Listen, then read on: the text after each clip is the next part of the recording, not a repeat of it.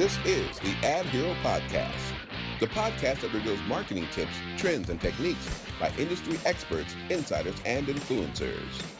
For years, AdSemble has helped businesses develop and launch campaigns to amplify their message, establish authority, and earn their lion's share of the market. This podcast will help you design and supercharge your plan to make an impact with valuable lessons you can apply in your business today. To get more information or start now, visit AdSemble.com. That's AdSemble.com. Let's get started. Designing billboards is extremely unique, and I've found in 25 years of selling this medium that there are 4 critical ingredients to a successful billboard ad. It needs to be bold because it needs to jump off the side of the street because it's pure advertising. It needs to be compelling because it needs to be meaningful and gain your interest. It needs to be believable because most people are jaded and they're distrustful of advertising. And it needs to be relevant, speaking to the target audience with the right offer. One of the most important things you can do in determining what your billboard program is going to do for you is really understanding expectations and really understanding where your audience is at. Are they aware of you? Do they trust you? Are your offers relevant? Do they need you? And is the price affordable? Know that so that you can identify what particular part of the buying curve your audience is at. So you can either move them from A to T, or you can or you know that they're at T and you can finish the job and take them to Z. When marketing products on billboards, it's really important to understand what successful advertising looks like, because people are along this entire buying curve at different points. Do you have awareness? Do you have trust? Do you have relevance? Do you have need? Is the price right? Understand what you're attempting to accomplish in moving people along this buying curve. Are you building trust? Are you building awareness? Or are you offering things that are already pre-established as of interest and finishing that task for them so that they can choose to purchase from you at that particular moment? Determine which piece of the buying curve you're at so that you can be sure that your messages connect in the appropriate way to the most number of people. Nice, man, dude. Bravo. Yeah, definitely. Bravo. That was great. I actually had one more question. Do for it, man. You got him here. You got the man in the flesh. But you kind of answered it like a few different times, but here it is more specific. I was going to have you share examples of effective ad versus non-effective ad in your experience. And you don't have to mention the company names, if you don't want to. But that might be hard to do. That's why we had a question mark next to that question, because we didn't know if privacy issues and things like that would have been problematic to actually reference like a client's name. This is good because this can go into it worked, but it failed. Okay. I've found that if you do billboard advertising correctly, it never fails. In fact, that's in our media kit, is that successful billboard advertising never fails. The key is actually determining and identifying what success and failure looks like. Because a lot of times expectations are that revenue will go up instantaneously, or there'll be a direct correlation between the awareness that you achieve in outdoor advertising and the spending of money that takes place at the store level. Know what you're attempting to accomplish and realize that billboards will always raise awareness for your business. The key is whether you can understand that awareness will translate into the ultimate behavioral changes that you're looking for and need so that you can have a return on investment for the dollars that you spend. Perfect. Did that speak to it, Gino? That's it, man. That's great.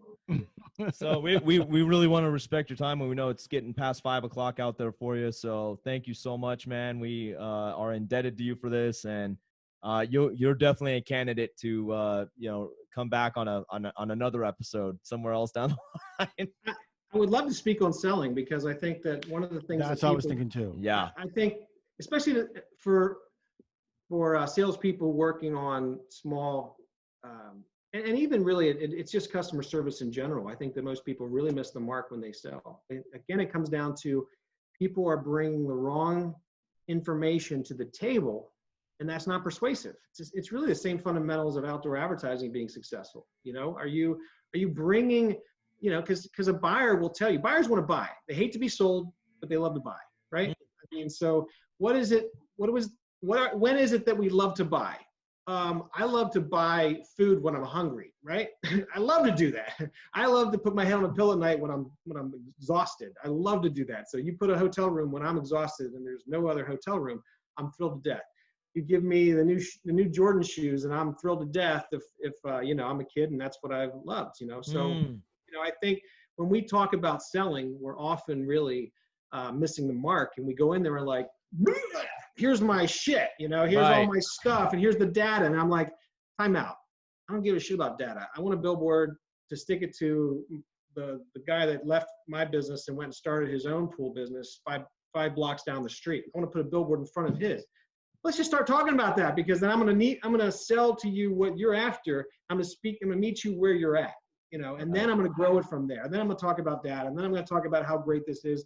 And then I'm going to see how much money you're spending on radio and TV and print. But right then and there, you know, I'm going to be sure that I understand what the hell you want. That's right. And philosophy has really trained me in that regard, which is like, I'm peeling back the layers of the onion. Like, well, I just want to, you know, I want to buy a billboard and I'm happy if people see it. I'm like, time out. You're telling me if you spend $5,000 for this program and not a single person mentions it and your sales don't go up, you're happy? No, well, no, I'm not saying that. Oh, okay. So what is your expectation of, you know, and so again, you really start peeling away at it. And I got a ton to say on that shit. No, well, we do have we have a giant board here in the studio where we have ideas for different future episodes and things like that. And selling is one of them, effectively selling and stuff like that, because we have gotten some requests from listeners and just even ourselves personally doing what we do. We just think that that'd be a fascinating episode to have in the repertoire. So when we get to that one, I think we'll definitely be reaching out saying, dude, Eric, we need you again. We need you, AdHero. Eric, you need to come back. So we're trying to make a little Justice League of AdHeroes here. You know, that's the whole point. So we have all the different characters. It's what you're doing is awesome. And I said to Matt, and I'll say to you, Gina, I mean, I think that you guys are doing great work for the industry and really bringing people in. And I'm excited about some of the things you've said, Matt, and I want to keep talking about it because, you know, you're right. There's a ton. Matthew. Oh, I'm sorry, Matthew. I didn't even ask you that shit. Yeah. No, it's all good, man. It's all good. I just like to bust people's chops. It's all good. No, good. Real quick though, great point too, by the way, a few minutes ago when you said that having people talk about what they want. We have a thing like that over here too. We have them talk about like their love. So what they love to talk about, what they want to talk about, you know, that lets the guard down. It builds, you know, builds rapport. I mean, there's a lot of stuff it kind of goes into. And the next thing you know, they're buying. Yeah, for sure. Yeah, no, that psychology level is great. So I think that we can definitely do a whole episode around that, and there'll just be like lots of things to bring up on that. Again, yeah, there's a lot. It's because it gets complicated, but great selling is about identifying the core. To me, it's about belief systems. I know if you guys need to shut me down, let me know. But you got to find out what the belief systems are. What do they believe and what do they want? You know, where are they at? So we can really spend all this don't spend all this unnecessary time on irrelevant stuff. And it's about trust. And I think trust really comes from really demonstrating that you love people. You care about people. Right. You know, like, I want your business to grow. And Matthew, we connected on that too, because we're like, right. You know, this is like, we want people to really have a great experience. And you care. I mean, dude, as a CEO, and you're hitting me up with $150 gig in Lancaster, Pennsylvania for a one-time gig, you know, one-off on a political campaign. I'm like, I can relate to this dude because he's going in deep as he possibly can, wherever he can, because you don't want to orphan any of those customers ever. You know, it's like, it's painful, right? And I feel the same way. So I think and again, I can go on and on, but I'll stop. We should probably do like a special, like the next time we all get together, and just do like a longer version, but like a special, like nice. all this kind of stuff. I like that. Yeah, you know. Well, man, dude, thanks again, man. Have a great great. rest of your evening. Well, Yeah, I'm gonna shoot out to everybody that I know, and I'm also gonna encourage our team to post it and whatnot. So nice. Hey, man, I really appreciate you guys bringing me in, and it was really a lot of fun. Like I said, it was my first one, but you guys put people at ease, and you help make it easy. So thank you. It'll be funny if your team goes, "What the hell are they talking about comic books at the beginning of the show for?" You have to say, "Yeah, well, it's an AdHero theme. It's kind of thing that they just started doing, and people like it, so they do it."